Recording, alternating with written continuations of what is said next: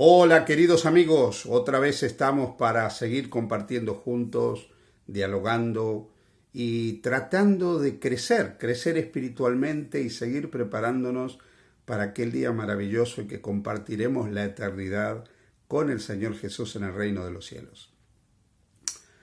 Estamos hablando de la escalera de la santificación que está en 2 de Pedro capítulo 1, desde el versículo 7, del versículo 5 al versículo 7.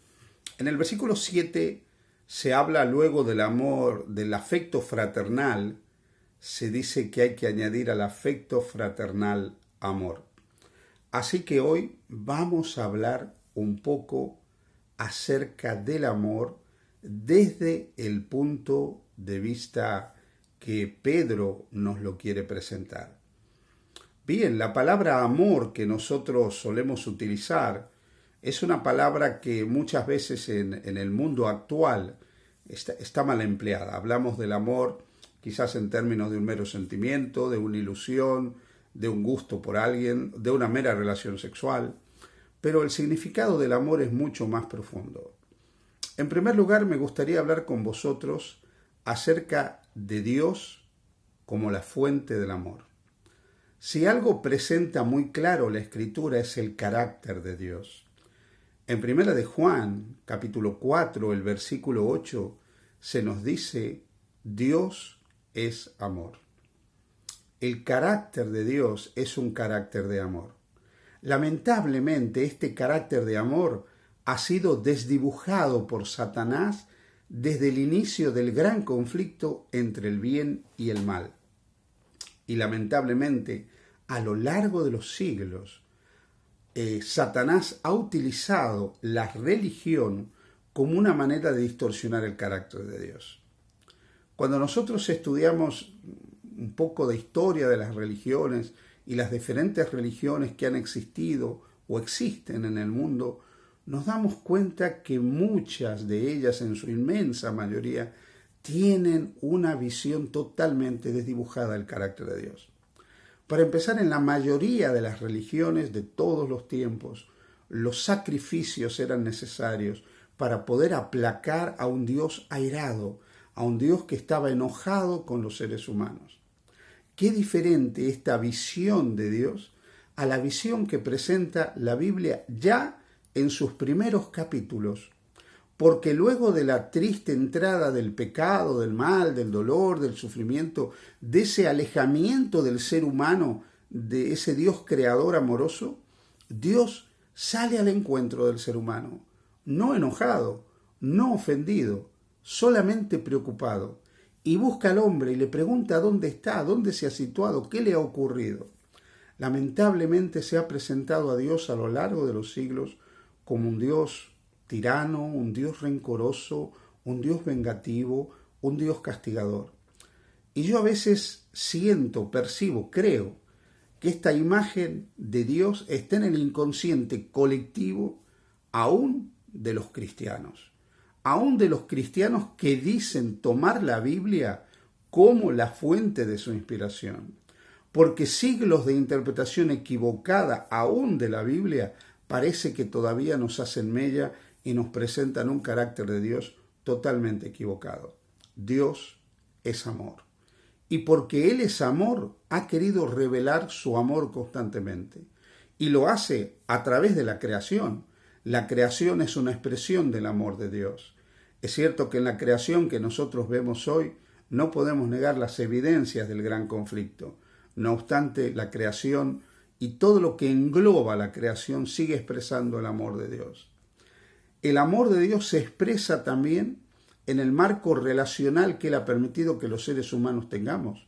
Él también nos ha dado la capacidad de que nosotros podamos amar como un reflejo del amor que Él tiene por cada uno de nosotros. Ahora bien, este inmenso amor de Dios se ha mostrado de una manera más palpable, patente y evidente en la persona y la obra de Jesucristo. El Evangelio de Juan en el capítulo 3 y versículo 16 dice de tal manera, con un amor tan grande, con un amor superlativo, de una forma tan incomprensible, tan grande, tan extraordinaria, nos ha amado Dios que ha enviado a su Hijo para que todo aquel que crea en el Hijo tenga vida eterna. Ha querido Dios que la entrega de su Hijo, que la obra de su Hijo aquí en la tierra, que la vida de su Hijo aquí en la tierra, sea la mayor evidencia de su amor. Por lo tanto, para poder conocer el carácter de amor de Dios, es fundamental conocer a Jesucristo. Porque solamente podemos conocer el amor de Dios y entender el amor en la medida que nosotros contemplamos a Jesús. Conociendo a Jesús conocemos al Padre, y conociendo a Jesús y viendo cómo amaba entendemos el amor de Dios. Ese Dios amoroso nos ama tanto que nos permite ser sus hijos, nos adopta en su familia, para que a pesar de que el pecado nos ha separado de la familia celestial, a través de la fe en Cristo podamos unirnos nuevamente a esa familia celestial. Por eso Juan, cuando escribe su primera carta en el capítulo 3 y versículo 1, dice: mirad cuán amor nos ha dado el Padre para que seamos llamados hijos de Dios. Sí, tenemos un Dios que nos ama con un amor entrañable, un Dios que constantemente está interesado por nosotros. Pero ese Dios quiere derramar su amor en nuestros corazones, para que nosotros podamos mostrar ese amor al mundo que nos rodea. Cuando el Señor Jesús estuvo en la tierra, se dirigió a sus discípulos y les dijo que solamente el mundo conocería que somos sus discípulos a través del amor.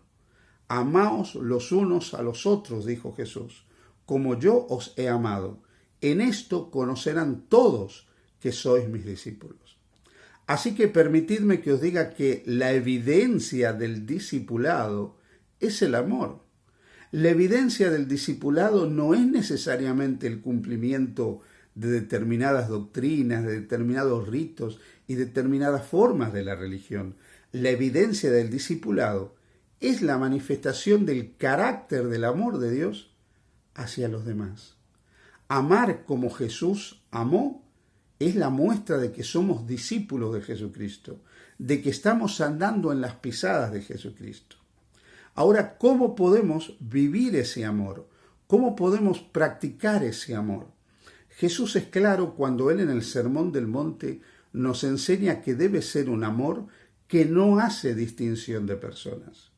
Dios nos ha puesto en este mundo para reflejar su amor a todos como Él los refleja a todos. Os hago una pregunta, queridos amigos que me escucháis.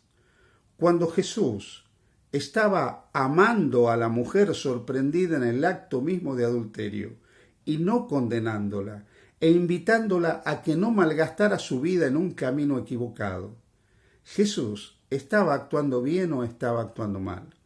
¿No hubiera sido mejor reprenderla? ¿No hubiera sido mejor condenarla? ¿No hubiera sido mejor hacerle ver la vileza de su acto? No, no fue ese el camino que utilizó Jesús para transformar el corazón de esta mujer. Jesús eligió el camino del amor.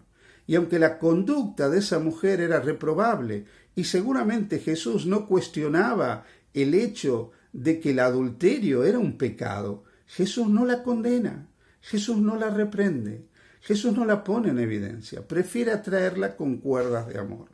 Pues este tipo de amor que no condena, que no juzga, que no maltrata al caído, que no lo humilla, que no lo pone en evidencia, es el amor que nosotros tenemos que manifestar por las personas que nos rodean a nosotros.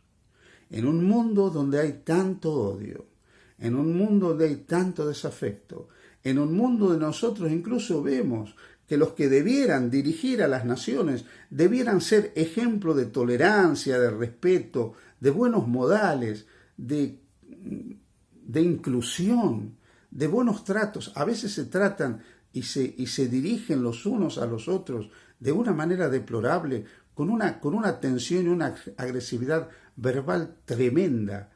Nosotros, los cristianos, debiéramos ser la mayor evidencia del amor de Dios en este mundo.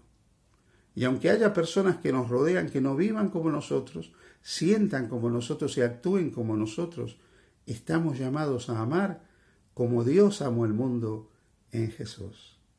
Este mundo necesita de amor. Y la mayor evidencia de que hemos sido santificados, de que estamos siendo transformados y que el Espíritu de Dios está obrando en nosotros es un carácter transformado, un carácter que refleje el amor de Dios. Querido hermano, Dios te ayude a ti y a mí a poder vivir, reflejar y compartir ese amor. Dios te bendiga. Feliz día junto a Jesús.